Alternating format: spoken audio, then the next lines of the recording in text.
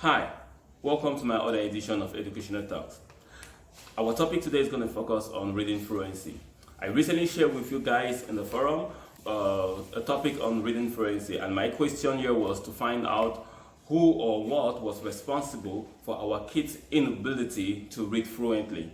And you guys sent a lot of contributions that I was quite interested. For most cases, they were interested. I love most of them. But I felt like in most cases, for some others reason, you guys seem not to really understand what reading fluency was exactly. Now, I'm going to tell you straightforward what reading fluency is. Yeah, when we talk about reading fluency, we're only referring to the child's ability to read with accuracy. That's to be able to pronounce the word correctly and with speed, do it fast on a certain limit of time. This is actually something that, based on international standards, there have been some classification. It means, for example, they will tell you they will want a child who is in grade 1 to read at least 70 words in a minute, and a child who is in class 2, that's a 6 years child, to read at least 70 words in a minute, and another child, maybe let's say 7 years, should read at least 90, 120 words a minute. All the teaching that is being done is to support or make sure that the child reach this level of reading in international level standards. My concern here was that when I went to some schools around, I observed actually getting to assess some students in the schools. What I did was that I took some testing or some sample testing that was made for students of 6, 7, and 8 years, and I went further to test kids of 10 years, 11, 12 years. And I observed that the top student there could only read 90 words a minute, compared to my top student in my other side that could even read above some. I have a student who read about 160 words in a minute. But I asked myself, what was making that gap? Why was it that kids in this system could read not only fast, accurately, and with the expression, and this much words in 1 minute, whereas kids in our local system could not do that? So when I posed the problem, I felt also that most of you did not understand, as most of you were not able to understand what means by reading fluency. And I'm going to go through some of your contributions that you made. I wasn't able to take for everyone. Those that I took that I felt there was something that I wanted to add there, I will actually share it with you guys now, and you guys will tell me. So I have a contribution here that was clear in the sense of, like, we should first of all focus on teaching kids sounds before teaching them letters. I'm going to talk about this. It's something that I have been having a lot of argument around. I even have a situation where one teacher told me in their school they literally asked them not to even teach the letter names, and they were focusing on teaching the sounds.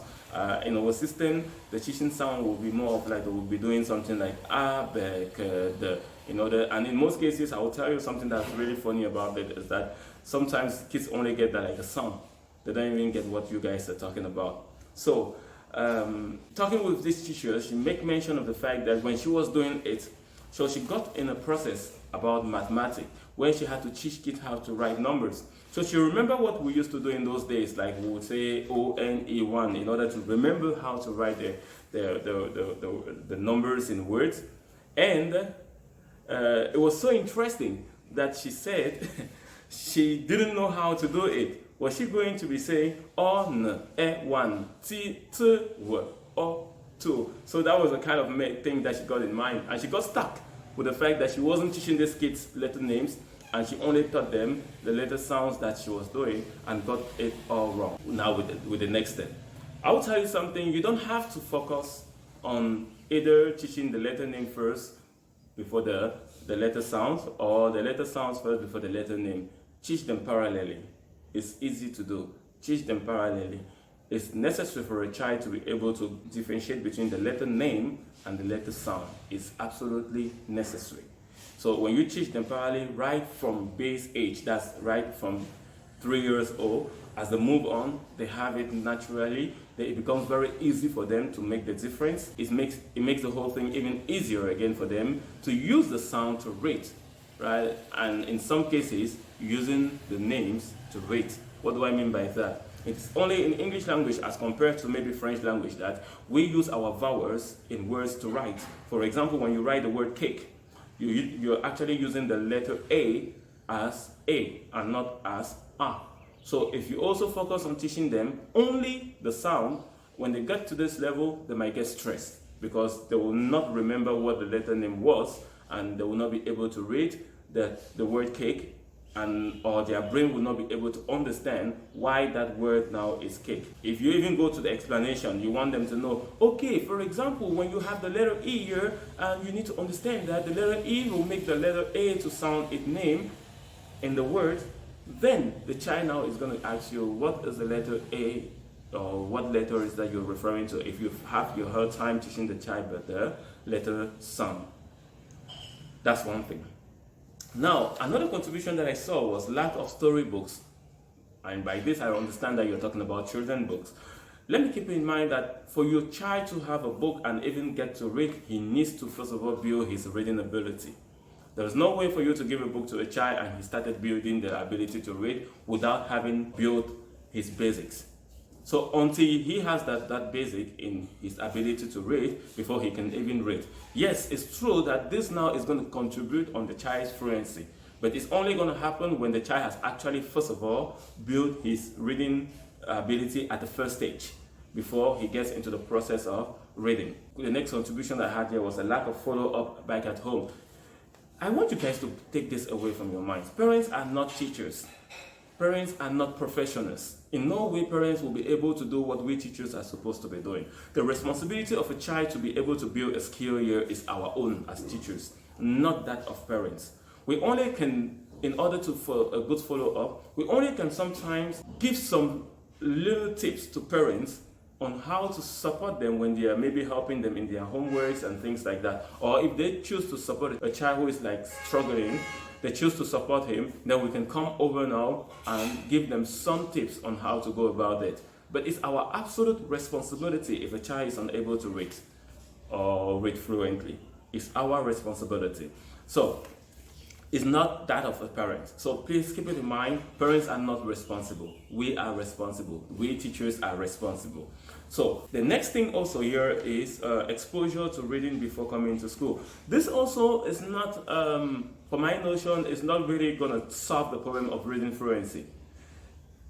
In one way or the other, it's possible in the sense that when we introduce kids to books, the aim here is not reading fluency. The aim here is the interest to books. The interest to book is something else. It means for a child to have that desire to go and get a book and to look into or to try or to want to read the book. That's the interest we are building when we introduce them to books before they even get to school. So the notion here should be clear. You're not introducing a child here because you want the child to be able to read fluency. We're introducing them because we want them to know that something exists that we call books, and they need to look into them because it's absolutely necessary for their learning in general. It's not just for the reading fluency. And now, this from one aspect, I think I've actually brought out those various aspects where you guys were talking about in the forum. So let me now go straight to think about who or what is responsible of our kids' inability to read with accuracy, with speed, and with expression. I'll tell you that the first thing that you need to keep in mind here is the whole point here is the teacher. The teacher is the concern and his methodology. So the who here is the teacher and the what here is the methodology. The way you guys are actually teaching kids reading is the only and only reason why a child will not be able to read fluently. If at all the child doesn't have any other issue, be careful. Notwithstanding the fact that some kids might have issues.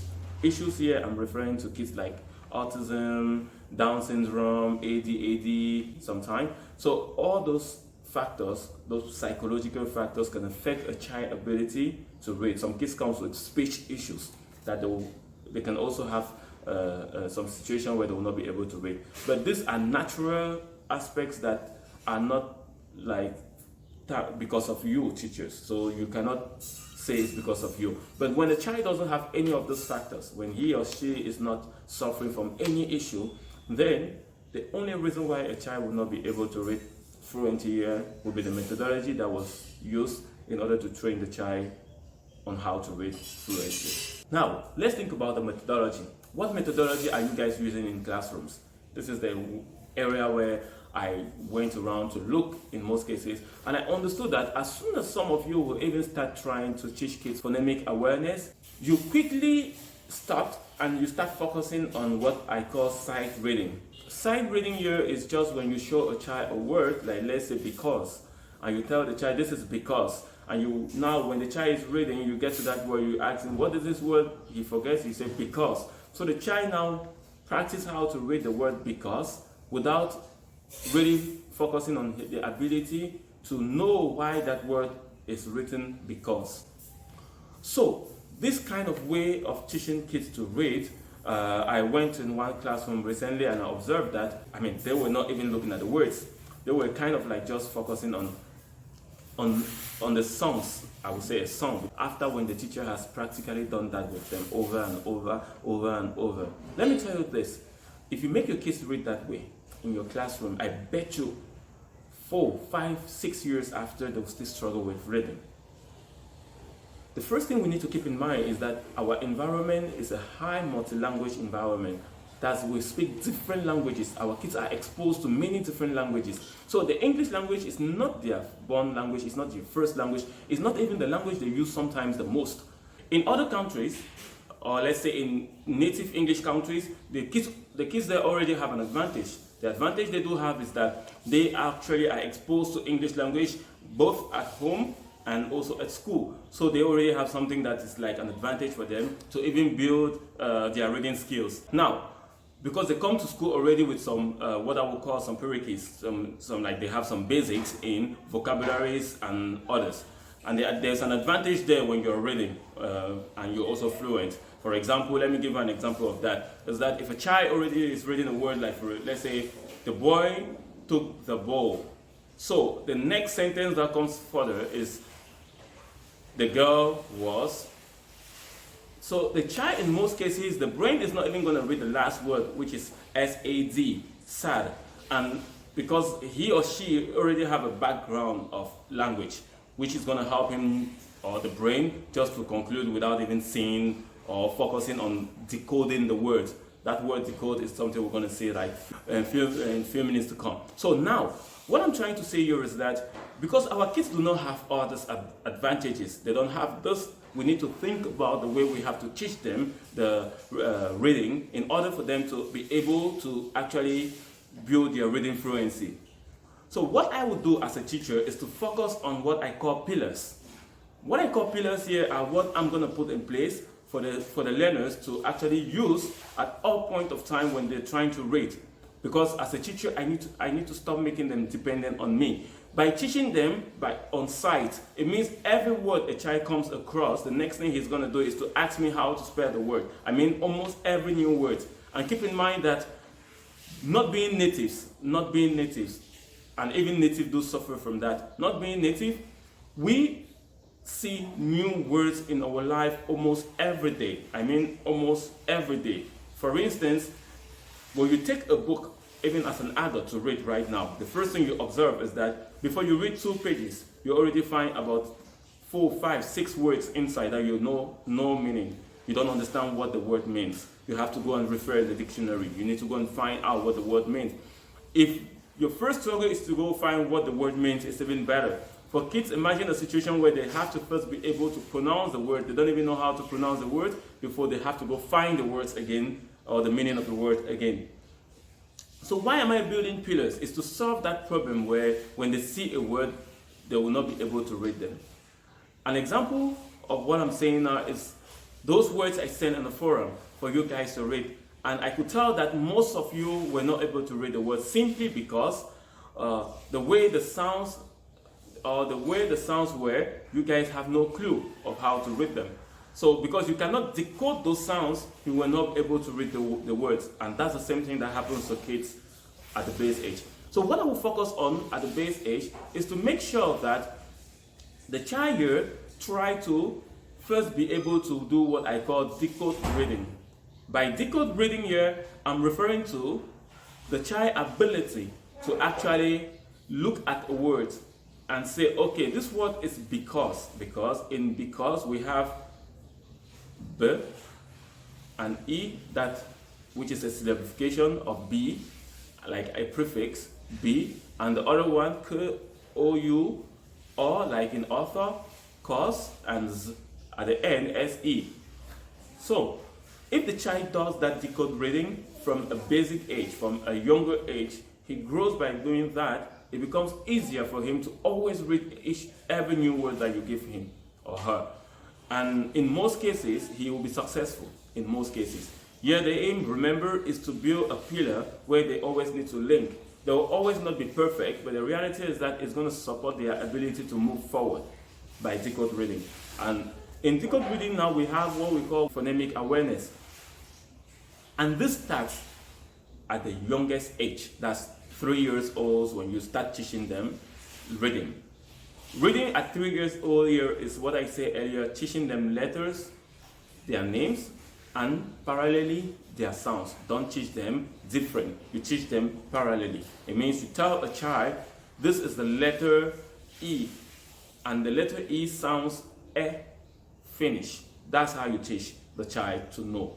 Doing it on a routine base, like continuously, every day, before you even get to the letter Z, that notion is already established to a child. You wouldn't worry yourself that you have to start from the letter name or start from the letter sound. That is not going to happen. The advantage that kids do have than us adults is that their brain is ready to receive. So if we teach them the right way, for sure they're going to get it completely with no hesitation. That's the first thing. Now, another thing that you should do when you're focusing on this teaching of blending, that's another point. I noticed that for some classes, in order to teach blending, they will first say, okay, you take the k and you take the at. For example, you take the c and the at. So the child needs to read the k, and then and the other side he reads the at and put them together to make cat. For me, it's a mistake. Why? Because the brain actually is going to keep it that way. When a bigger word, let's say if I put a word like caterpillar, for example, caterpillar, that's another good example. So if I put a word like caterpillar, naturally a child who has actually learned how to read with phonics and syllabification is going to be able to read me that caterpillar with no problem. But because he was rather taught that he should read k and at, he's going to try to do this, k, at, and he goes like cat, pillar, okay, or a pillar. So he's going to go cat, a pillar, and that's not going to help him to blend easily. So better, I would prefer, and remember in syllabification, the idea is clear, is that you take the first consonant, or you take the first consonant to read the next vowel. That's how syllabification works. So you take the first consonant, you read the next vowel. So if I take k and I put a, I'm going to read ka. Then the next consonant there will be t. So I'm also going to do the same thing with the next consonant and the next vowel. Ka, ta, and pila. You see? And it continues. So it makes it easy to read now. Ka, ta, pila. So I would prefer you teach your child to even read ka and t, rather than teaching him how to read k and at. Because as he move on, he's going to struggle, if you understand what I mean. Now, what I'm saying here is absolutely important, because if you do it, you're already helping the child for him to build that reading skills even for further reading. You don't teach a child and think that it's all about the present. It's all about what you're doing now and how it's going to help him in the future. Don't think when you're teaching a child who is 3, it's only about his age of 3. No, it's about his age of 3 and about his age of 11. So you think further as you teach him. So that's why you need to stress on this concept I'm talking about. Teaching phonemes or blending considering the syllabification method. So that's absolutely necessary for the child's brain. Because when we do it properly, in some cases, some people will tell you that, oh, I did not even teach this child this, but now he's already reading. Yeah, it's because the brain is already able to do that. The brain is already able to syllabify without even going on further with the teaching that you were supposed to do. So the brain did not wait for a smart child. So you see what I mean here. For some other child, you will need to reinforce again before they are able to read the full word of caterpillar. Because I take the example of caterpillar, I could also take the word, for example, banana, which is another big word, but it's actually supposed to be simple for the child to read because he has understood the syllabification way of reading. And keep it in mind, as I said earlier, all we do is for the future. The next thing I want you to keep here is when you're teaching phonics, you keep it on 1 phonics per week. It's important for the child to actually understand or assimilate the phonics properly before he moves to another one, because the brain needs a bit of time in order to memorize those phonics. It doesn't, if you teach, let's say oo today, and before you know it tomorrow you're teaching ow, then I bet you're creating a situation where the brain is going to be confused, and this is not where we want our kids to go. How I would advise you to do is that you keep 1 phonics for a week. As you teach the phonics, you move on to the next one, then you help the child to understand the phonics alongside with the graphemes. The graphemes here are the letters that makes the phonics. Like in the case of oo, when you want to write the word book, the phonics there is oo, double O. So the graphemes are O and O. That's what makes the phonics. So when you teach that one grapheme, I will even keep it that way. When you teach that one grapheme, that's OO to make oo, teach the phonics parallelly to the grapheme, and then add even the vocabularies that goes with it within the whole week. I'm going to be having like a complete video on teaching phonics, so I'm just talking about reading fluency right now. So when you do that, you're helping the child to decode the words already practically, and it's going to help him or her to achieve the reading fluency better. Another thing that's also going to support the child to read fluency is what we call sight words. English language, you need to know this, that English language is a language that has a lot of borrowed words. It has a lot of borrowed words, borrowed from the Latin, borrowed from German, borrowed from Spanish, borrowed from French. So because it has so many borrowed words, it creates a situation where the phonics that are actually the English language phonics are sometimes not respected by some words. Some words will not literally, let's say a word like rendezvous, it doesn't respect our phonemes, not at all. But the clear thing here is that it's an English word by the moment that we've actually had it in our dictionary. But now, we can teach those words to kids on what we call sight words. That's where you kind of do your sight reading now. So you can teach your child sight word by that. Practice the writing of that sight word, practice the reading of the sight word. But yet, those you can teach them separately. And you can only choose a good number of them to teach them weekly. Let's say this week you have your list of sight words. Let's say because, always, rendezvous, and you have like 5 of them. And on the other hand, you have your phonics of the week or your grapheme to teach of the week. So parallelly, you do those teaching, and now it supports their reading ability. So when the child falls to a word that he can actually try to decode, he decodes.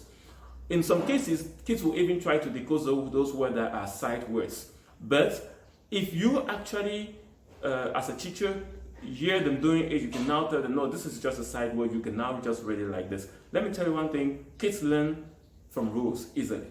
They learn from rules. So if you teach them the rules, then they get it easily. Don't even waste your time like you think everything that they need to know, they're always going to come to you. No, there will be a lot of things that they will not come to you because they've actually done it automatically based on your teaching, based on the way you taught them to do. So these pillars, as I say, teaching them sight words, a group of sight words on daily basis, and teaching them the phonics, one phoneme or one grapheme per week is going to be very helpful. And making sure that you as a teacher, you know all the different phonemes that exist in English language. That's absolutely important. You need to know how many phonemes do we have in English language. That's important for you to know. When I do my video about English language phonemes, I'm going to talk about this fully. But now you need to know that, and you need to know which ones you have, or you have like objective to teach for your class level. Let's say if you're in class 1, what are the phonemes that you need to focus on to teach for that level. If you are in class 2, what are the phonemes that you need to focus to teach at that level, and classify them weekly in order to meet the goals. Now, when you're done with that, you're now comfortable with a child who is able to read on a fluency base. I want to consider that right up to this level, you've actually understood some of the things that you need to stress or focus on for your child or for your learner to be able to read fluently. Please, number one, make sure you build a better ability for your child to decode in reading. And number two, you help the child with sight words. Those two things combine are what the child needs in order to start reading accurately, first thing. Now, when you're done with this tool, you can now start focusing on the punctuations, that's comma and full stop, and also exclamation marks and things like that. But without this tool, you can waste your time trying to get them understand how to respect the punctuations, then it's still not going to work. I'm going to be sharing with you or with anyone who is interested a list that actually has what I call the various stages of phonemes. For example, like let's say the phonemes that you have to stress on when the child is still in pre-K or in pre-nursery, or the phonemes that you need to stress on when the child is, I'll keep it from age-wise, that's in order to move away from the conflict between the two terms that I use a lot in my videos, that's grade, and pre-K, kindergarten, or nursery. No, I don't want to get you guys confused. What I will simply do here is that I will keep it by age. So at the age 3, you will know what are the phonemes or what are the phonics that you need to focus on as your child is learning. At the age 4, and so on and so forth. So I will share that in my WhatsApp. Feel free to make use of it, and I'm sure we can talk about this next year, and you will tell me something has actually changed in your class as you did that. Thank you so much for listening, and can't wait to meet you again with another talk on education. Thank you, and see you. Bye bye.